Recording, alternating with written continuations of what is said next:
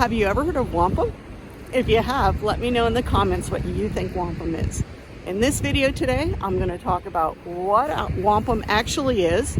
I'm going to show you some beautiful pieces of wampum that I found on the beach over the years, and then I'm going to show you some pretty cool crafts that I've made with wampum. But first of all, what is wampum? Where does it come from? Well, wampum actually comes from the shell of a clam called a quahog, and here I'm going to show you one of these shells.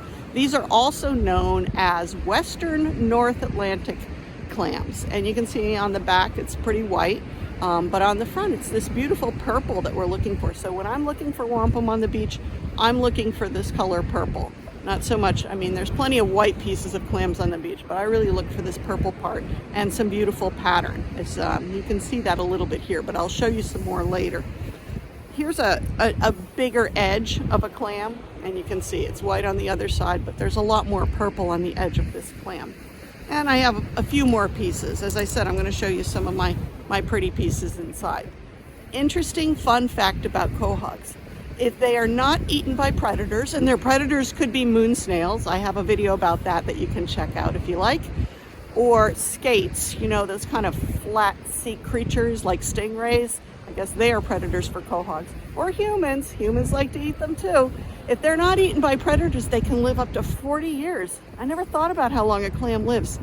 And I'm not sure who's watching them, but that's what I read about them. Anyway, quahogs are quite common in Massachusetts, but they're found all up and down the Atlantic coast of North America. Well, that's a little bit about quahogs. So I have a lot more pieces I'm going to show you later, but fun thing for me is when I'm out on the beach looking for wampum, I'm looking for these purple pieces. But once in a while, I find a piece that looks purple like this, right? And that kind of, if you saw that, you'd think, oh, there's some wampum. But this is actually not wampum. I call this fake wampum. This is actually a piece of a mussel shell. And you can see that the mussel shell has some purple in it. One thing that distinguishes this from the real wampum is that this is a little shiny on the inside. And the other thing that will give you a clear clue that you don't have the real wampum is that these are really fragile and they will just fall apart. If you find a piece of that and you squish it like this, you'll know that it's not the real thing. All right. What I remember hearing about wampum is that it's a word that's been used to represent money, and also that it was something that Native Americans used for exchange.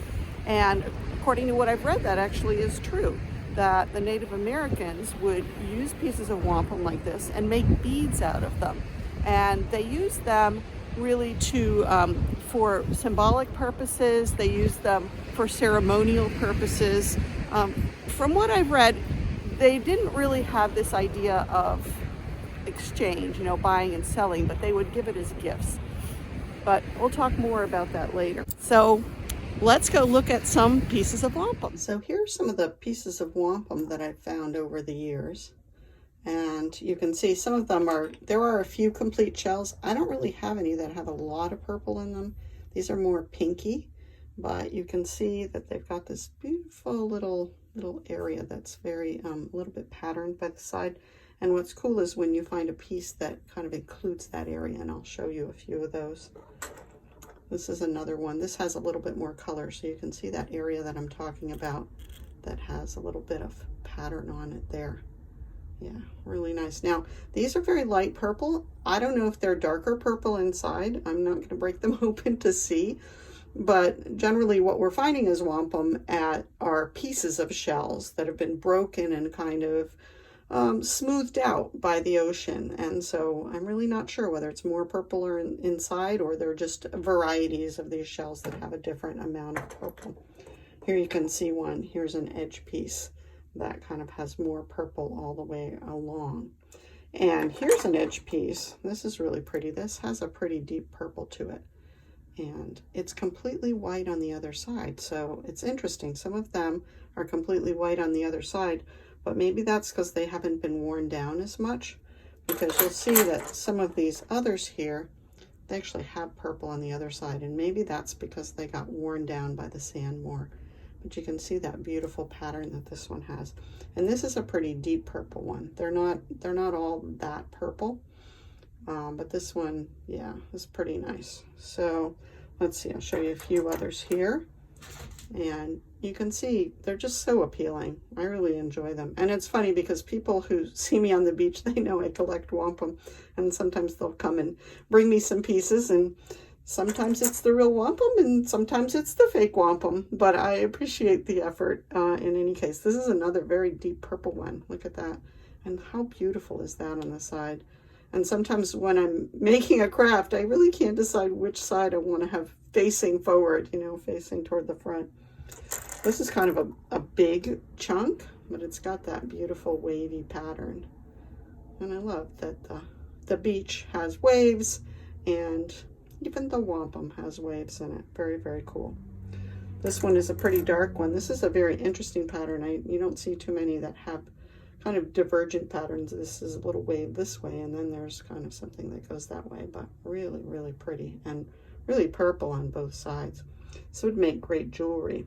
Now this piece is a little bit thicker. Now I can imagine that maybe they could make a bead out of that. That's what amazes me, is how delicate those beads would have to be. And the Native Americans certainly were making those beads through a very manual process. It must have taken a really long time. But that's, you know, why it was meaningful to them to some extent. I'm not sure of all of the meaning that the wampum had, but it was something that was used for gifts. There are some belts that some of the tribes have that were made of wampum. And then what happened is when the settlers came and they realized that this wampum had value, actually wampum was used in currency in the New York area, I think up to around 1700. But the settlers obviously knew it was of value to the Native Americans, and they started to use it for trade and so on. And they kind of came up with a more automated system of making beads, and the beads made from that came to be known as fake wampum. Now this one's a little bit thicker too. You could probably make some nice beads out of that. So pretty. And there are people who still make jewelry and make beads out of wampum, and you can look them up on Etsy. You can just Google wampum jewelry. And I know a friend of mine has some wampum jewelry that she loves very much, some earrings. And look how purple this one is. This one's almost exclusively purple on both sides. Just beautiful. And, you know, I think you've got a good idea of what it looks like. In a few minutes, I'm going to show you some crafts that I've made. You know, maybe you saw it.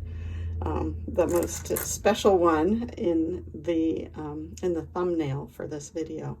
Look how little that piece is. That's just so cute and delicate. And this is one of my favorites. It has such a delicate, beautiful pattern. Look at that. And it's such a perfectly shaped piece, and it's so smooth and lovely. Just gorgeous. So I don't know if this fascinates you as much as it does me, but I just love the wampum. Isn't that pretty? All right, let's see what I made with wampum. This first one I made for the cover of a Christmas card. Every year I make a beach-themed Christmas card to send out to my friends and family. And this particular year, it was the COVID winter. I wanted to make something particularly lighthearted, so I made this Sandy Claus with a wampum hat, as you can see. So this craft no longer exists. It was temporary, but it was fun.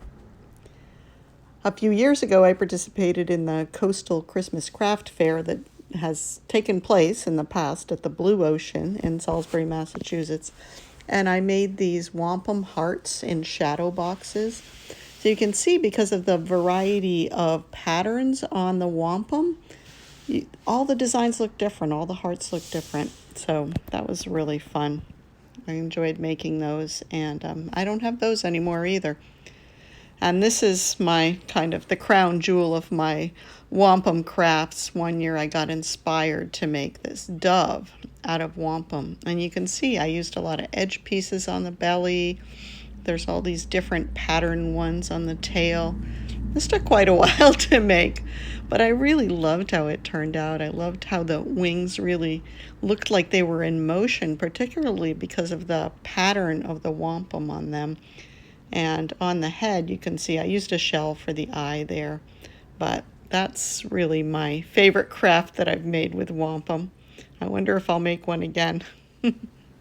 And here you can see where I have it on my wall. And from where I sit on my couch, I can see it every day. I really love to look at it. So that's a little bit about wampum. If you learned something today, let me know in the comments. If you enjoyed this video, please subscribe to Salisbury Sunrises channel and click on the notifications bell so you don't miss any of the daily sunrises, sunsets, things I find on the beach, and more.